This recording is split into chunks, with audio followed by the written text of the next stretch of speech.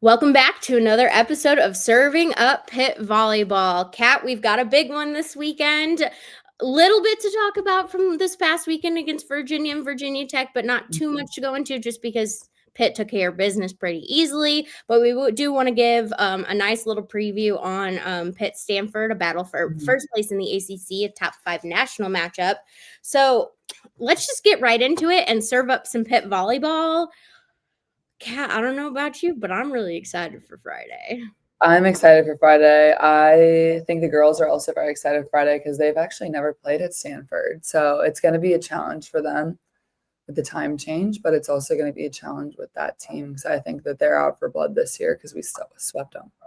Yeah, it's a 10 p.m. game on Eastern time, 7 p.m. local time. So at least the girls don't have to deal with that because your girl is not very excited for that 10 p.m. start with how evenly matched this game is looking like on paper. But first, before we really get into that, there is one thing I want to talk about from this past weekend, and that is Miss Haiti Tautua against Virginia on Sunday. I mean, Brooke Mosier goes down. First point of the game. I believe she's fine from as far as I know. She looked fine. I'm not worried about her playing this weekend at all. But man, did Haiti come in and deliver on Sunday when... As usual. But it was just I think it's the first time that we've seen her played sustained minutes at setter with the ones. Well, I guess it's not in volleyball. It's not the ones. That's the football mindset. But, with, the starting lineup, which is not something we've necessarily seen a ton of before. And she went in and she helped them to an over 300% hitting percentage. Yeah. A career high 31 assists, career high 4 blocks, 6 digs, and a kill that was not a setter dump, but a true kill from the pin. You're kidding me. I didn't see that. I'm not kidding you. Mallory set it to her. Mallory Myers set the ball to Haiti, who was on the left pin, and she just buried it. TT has an arm. TT is disgusting attacker once. I'm not surprised. But I mean, yeah, I think moments like that for people like me and TT who are mainly just serving and stuff like that, those are just all the build-up moments, you get all the nervous stuff out of the way and then you're like, wait, I actually get to just play volleyball. That's kind of one of those things. I love watching her play. I think she's so steady. I think that she's going to be an amazing setter. I think her next year is going to be really fun to watch with her. I was really impressed with, like you mentioned, the steadiness, just because while Virginia isn't a particularly great team, they're one of the bottom 3 in the ACC. It could have rattled her. It could have rattled Haiti. You're thrown in kind of last minute. You haven't played an entire match, maybe your whole career at this point. And so to go in, it just makes me not only optimistic for the future, but if God forbid anything does happen to Brooke, I do think that Haiti could hold the fort down. I don't necessarily think it'd be as smooth as Brooke just because of the experience factor. However, I think Haiti could hold it down. For sure. We do forget that the beginning of the season is like Brooke was struggling. We were struggling with Brooke a little bit. And so, I mean, having played with TT for most of these girls for whatever, 1-2+ years, it's I feel like it should be an even smoother transition for next year, especially if we're keeping the same pins with Blair, Dagmar, Marina, Olivia, Ryla. That'll be amazing. And they'll all have all these connections. So yeah, proud of her as usual. And I really like that now. I mean, just this past weekend, I really felt like that we saw not only Haiti's connection with Olivia and Marina and Blair, but also we continue to see her connection with Sophie and Dahlia, which not only sets her up really well for next year, because, I'm excited. I want more Dahlia. I think I've said that just about every episode. Get that girl on the court when you can. But also just if they needed a random spark or to throw off a team, that 6-2 with Haiti and Sophie is really solid. And so I don't see anyone shutting down Olivia per se, but if you need a spark, you got one. Yeah, and what's really impressive about Soph is that she's worked so hard as a passer and as a pin hitter. It's so fun to see her just going in and bombing stuff on the right because I personally struggle to hit on the right. I think it's so different than playing on the outside. And I have said this multiple times. So I've talked to her before, and she's like, I actually think it's easier to hit on the right.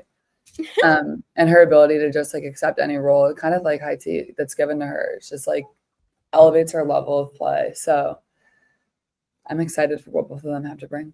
I think Dan Fisher's going to have a hard time picking a starting lineup when it comes to the Pins next year, other than Olivia. 100%. But it's going to be a battle. Well, let's go ahead and just jump into Stanford because that is the big ticket item this week. Pitt did play. Stanford came to Pittsburgh last year. The Panthers did sweep them. Stanford has been in a little bit of a slump in the NCAA tournament. Just can't seem to get past that Elite Eight round. And like you said, they're going to be coming in for revenge. They're going to be coming in knowing that Pitt is their biggest competition. And also, they're comfortable at home now. So yes, they are comfortable at home. It is number 3 Pitt versus number 5 Stanford. Both are tied for first place in the ACC. There's a lot weighing on this one, which I think just makes it even more exciting. But Kat, just, we'll dive into numbers and break down players and stuff, but your impressions on Stanford so far this season, and how you think this game might go. Well, they return a lot of people. So they return Jordan Harvey, they return Elia, they return, I think, Lizzie Andrew, right? Mm-hmm. Both the middles, if I'm wrong. I know Lizzie. I'm not 100%. Julia, I recognize the name. I don't. Julia's the outside. She's not a returner, but she replaced actually Epar Kurt. Mm-hmm. And I thought Epar was one of like the better hitters I'd seen. We shut her down pretty well, but she's really talented and she's got like the fire European side to her. But first impressions of Stanford, I'm impressed that they not only swept North Carolina, but they took Miami in 4 and made it look a little bit easy. Whereas we both went to 5 setters and lost to Miami 1. Mm-hmm. And then did end up beating North Carolina, but it was close. I think they get up for big games. I think that they have a lot of really good pieces. I don't know how good they are as a team yet. And like you said, like that slump in the tournament, I don't know. I consistently find myself surprised that they're still ranked as high as they are. Yeah, their RPI is 9th in the nation. So with them being 5th, sometimes I'm a little like, okay, I get it because they have, beat some of the better ACC teams. I didn't think they did particularly well in non-conference play against their ranked teams. I mean, they lost to both Texas and Nebraska, which, like, fair. Mm-hmm. They got swept by Nebraska, though. And even when Pitt was playing as rough as it was, they at least got a set off of Nebraska. But when you kind of compare the two schedules, Stanford did beat Miami. They did beat Florida a day before Pitt played Florida, I want to say. The day before, yeah. And when you do look at it, like, I like to compare ranked games against ranked games because I think that does give you a good look at how a team is doing. Stanford is 4-3. And against ranked opponents, with those 3 losses being Louisville, Texas, and Nebraska. And Pitt is 8-3 with in ranked matches, with those losses being Nebraska, Florida, and Miami.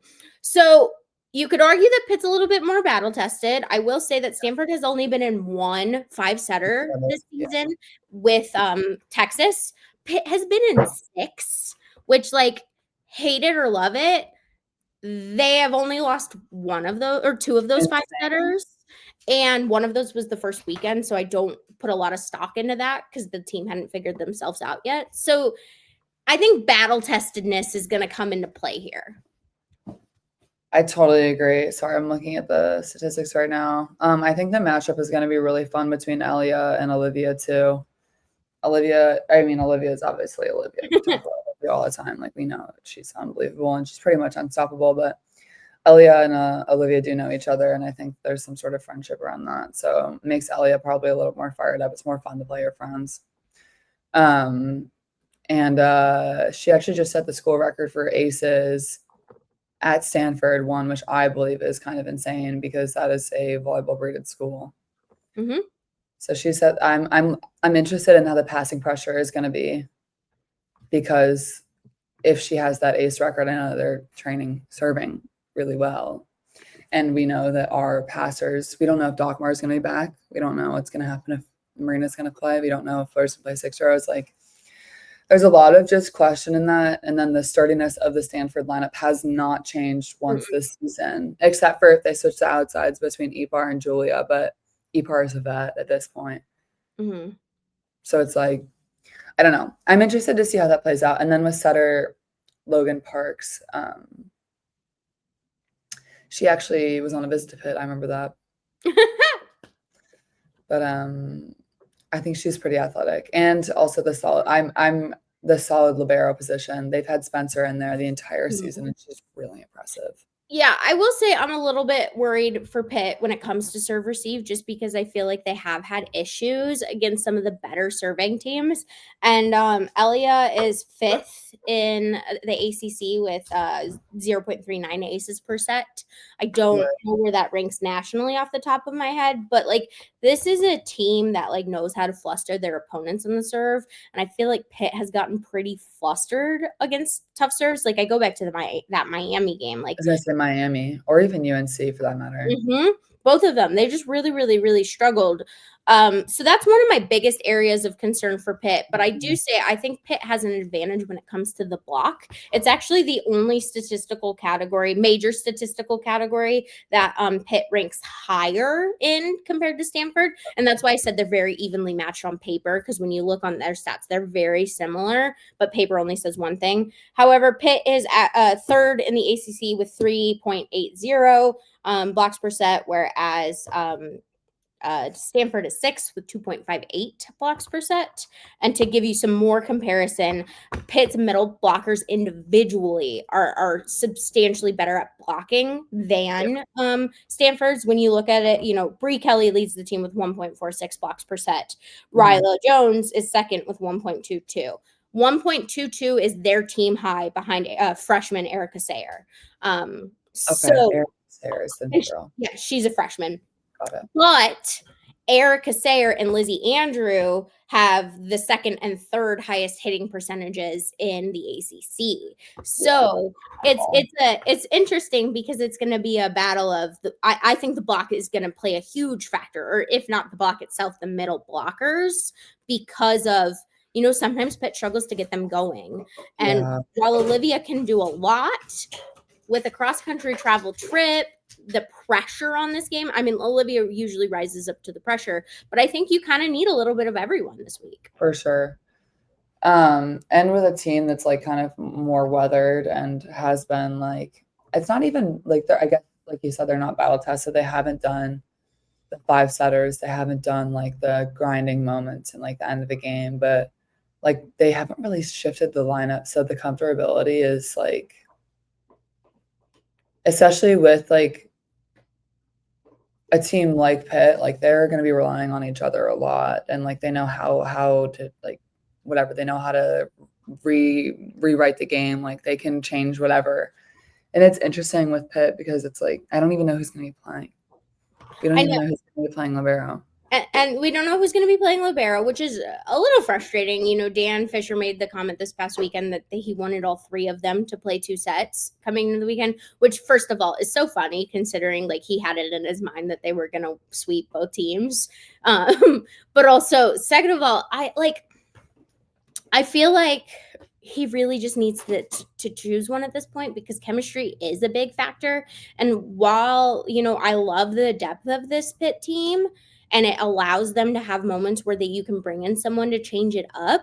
It is a disadvantage and an advantage in that you may not have the chemistry, but you can switch things up when needed, which is the complete opposite of Stanford, who has a solidified rotation, doesn't really budge from that much. Exactly. But if you shut that down, then they get into a little bit of an issue. But yeah, the libero situation continues to confuse me. I don't mind. I obviously like I say this like Pitt doesn't have any team chemistry. I know they have team chemistry. I know that's not what they'll struggle with. I know that's not. And at the end of the day, if they're struggling in a set, it's not based on chemistry. Like they're yeah. I just do think that like it will affect the level of play, obviously, but who's going to be playing. Like, that's the only thing I can say about it. It's going to be different. It's also for people who've never, like, we've never done 10 p.m. start time. No, you guys haven't. We only went to Pepperdine. No, those were earlier. I mean, I still think it was like, so they were 8 p.m. here. That's what I was saying. Easy. Yeah, I am a little bit worried about that, but not, I don't think it's that, like, personally, you can correct me because you obviously play volleyball. I do not. It's just like with how Pitt shows up, I am less worried about the timing and more worried about the cross-country travel in it of itself. But you do make a good point in the fact that they have done that before, just not in conference play. So, the travel is rough. I know that tomorrow's going to be a long day for them. And then they going straight to training. Pretty early in the morning, too, from what I know. They probably do like a 7 a.m. flight, so it's probably like. And it's not straight. It's not a nonstop. So, exhausting. Traveling is exhausting no matter what. This is a big one. I have faith in them. I think this is I am gonna be totally honest. I think this is just gonna be another stepping stone for them. I think it's gonna be 4 at max. I think they're gonna crush them. I think the biggest thing that I'll be looking for Pitt is their ability to slow down Stanford's offense. They're first in the they're first in the conference with a 305 hitting percentage. Pitt isn't too far behind. They're second with a 301, but they have a lot of consistency among their hitters, and I don't know if you can totally say the same thing about Pitt. I mean, Olivia's consistent. Don't get us wrong. Olivia has shown that if she needs to drop 40, she can. Drop 40. I'd like her not to have to drop 40 on Friday. However, when you compare numbers, so Elia Rubin is their top hitter with 3.34 kills per set. Olivia is Pitt's with 5.11 kills per set. So while Stanford has a more balanced offense, Olivia outpowers them. But I do think that you need to see a big match from Blair Bayless or Marina Pizzell or Doc Martinez, depending on who it is. So I could see her returning for this game. Really? I could see her returning for this game. I'm not going to lie. I keep going back and forth about it because I would feel very confident about it if she had played even a little bit this past weekend, but she was the only player who didn't play at all this past weekend. But people have asked me this multiple times. I keep saying I could see her playing, but it'll be a break glass in case of emergency situation, or we're absolutely blowing out Stanford. Let's just get her in. Okay. Which I think are both possible, especially when you consider Stanford got swept. Louisville swept Stanford at Stanford. But we see Louisville is struggling right now too. So it's like, what if that rematch happen again? That's true. I don't even see Peyton Peterson playing in the last game. Yeah, the ACC is interesting right now in that I feel like it is, usually I feel like there's a little bit more. Louisville's usually always in the mix, and they keep falling off a little bit, and like Stanford and Pitt keep getting better. SMU keeps getting better. And so maybe you're right, because that game was played pretty early in the season. So I'm just like interested to see the development of everybody right now. And Stanford obviously was not even in the question. They were like 11th in the beginning of the season. I just didn't even see them as like a huge threat. And even that was even when I had talked to the girls and the coaches about it like a month and a half ago, 2 months ago, actually. It was more just like they're there. Mm-hmm. Yeah. My eye test, which sometimes I trust a little bit more than the statistics, especially when you do look at Stanford's schedule, and they've played less ranked opponents than Pitt has beat. And so when you look at their schedule, are they absolutely dominating their schedule? Yes, but they're not really playing a lot of challenging teams. Yes, you had Nebraska, Texas, Louisville, Pitt, you'll have Pitt, but other than Miami, that is the only team that Pitt hadn't really been able to handle. And even then, I thought it was pretty dang close. And I could, like you said earlier, wouldn't be surprised if this is a 4-setter just because of how strong Pitt has shown and how I don't think Stanford's bad. I just don't think that they're to the level that I don't think I just don't see it as the same. It doesn't feel that way to me. It's like it's always funny because I see their number 5 ranking and I'm like, is that? I'm like, yeah. I feel like I haven't watched them play like anything or do anything impressive. But I know, and it's unfortunate. Like I see it, and I was kind of shocked that Elia Rubin was a semifinalist for the National Player of the Year because, I mean, when you compare her stats to the others, she's not ranked in kills per set at all. And they knocked her off with Malaya Jones, who is something that is just something I will never understand. I'm still mad about the Texas middle blocker Texas A&M middle blocker getting knocked off. Yeah, she should be on the list. Yeah, yes, totally he is. Agree. I think she's the best middle blocker in the nation. She's unbelievable. I think that I think that there are like 4 or 5 people. I was like, what in the world? But hey, it's a business. It's a business. And it should be fun when you consider it's 2 national semifinalists for Player of the Year going at each other. I am excited. I'd like to see Elia Rubin rise to the occasion just because I think she's a good player. I just haven't been like wowed by her. I mean, I'm excited. Kat, what do you think? Give us a prediction. What do you think is going to happen on Friday night? Okay. Well, we all know Olivia is probably going to go off. But I really have it in my gut that like one of the other Prints is going to go off. I really want it to be Blair or Marina and I really want to see a great blocking game. Yes, they have. They had 15 blocks in a 3-setter the other day, which I was like, wow, that's awesome considering their season high. Pitt's season high is 17 against North Carolina, and then you had 15 against Virginia, which again, Virginia is a lot different caliber compared to North Carolina, Stanford. But I feel like the block has gotten a lot sturdier. A lot of that has to go to Ryla Jones as of late because she's just been absolutely dominant down the block. And I think you're right. I think the block is going to, play a big factor here because if you can get Stanford's hitting percentage down, even below 250. I'm just thinking if they shut down if they shut down Elia and Jordan, like that's it. Which is what you guys did last year.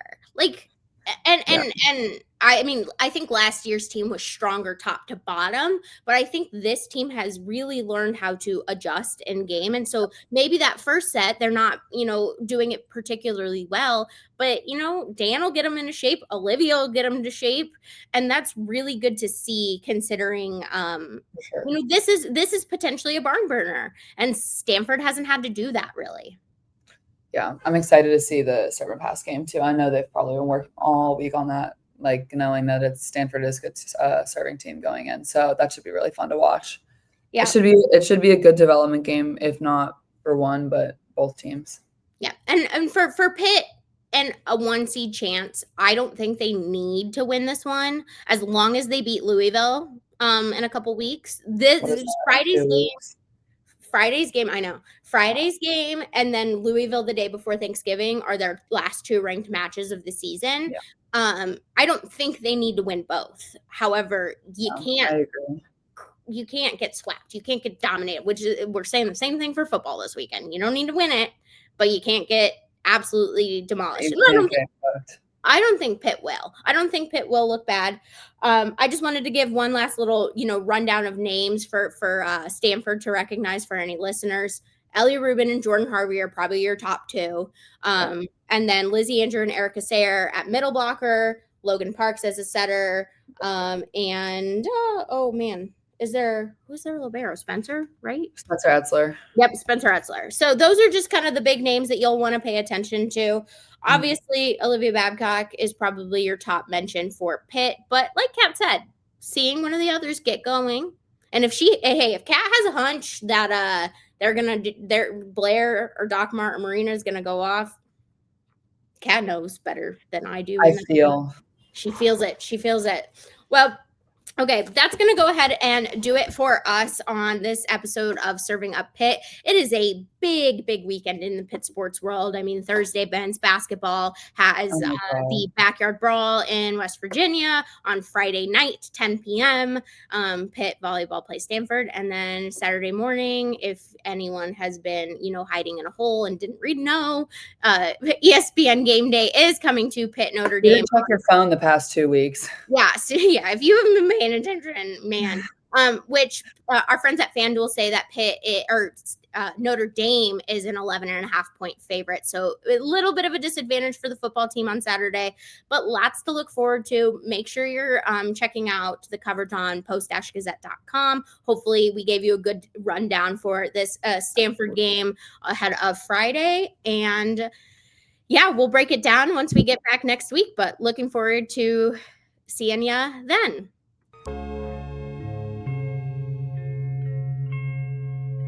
Thank you for checking out this content from Post-Gazette Sports. If you watch this video on YouTube, please like the video and subscribe to our channel. For all of the sports coverage the Post-Gazette has to offer, visit post-gazette.com.